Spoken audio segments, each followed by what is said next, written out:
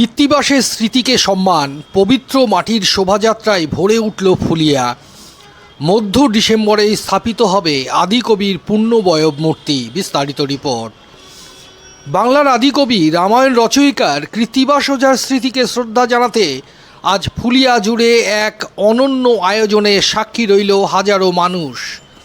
কৃত্তিবাসের অস্থি সমাধিক্ষেত্র ফুলিয়া বয়রার হরিপাট মন্দির থেকে সংগৃহীত পবিত্র মাটি মাথায় করে দীর্ঘ 4 কিলোমিটার পথ পায়ে হেঁটে পৌঁছে দেওয়া হলো সেই স্থানে যেখানে নির্মিত হবে মহাকবির পূর্ণবয়ব মূর্তি। এদিনে শোভাযাত্রায় এগিয়েছিলেন রানাঘাট উত্তর পশ্চিমের বিধায়ক পার্থসারথী চট্টোপাধ্যায়। নিজ হাতে অস্থি সমাধির মাটি সংগ্রহ করার পর তিনি সাধারণ মানুষের সঙ্গে এক সুরে পায়ে হেঁটে অংশ নেন এই আধ্যাত্মিক যাত্রায়। হরিনাম সংকীর্তনের ঢেউ, বিশেষ ট্যাবলো, ঢাক, কাসর, করতালের তালে চারপাশ যেন পরিণত হয়েছিল এক পবিত্র উৎসবে। হাজারো কৃত্তিবাস প্রেমী মানুষের উপস্থিতিতে শোভাযাত্রা হয়ে ওঠে সত্যি বর্ণাঢ্য।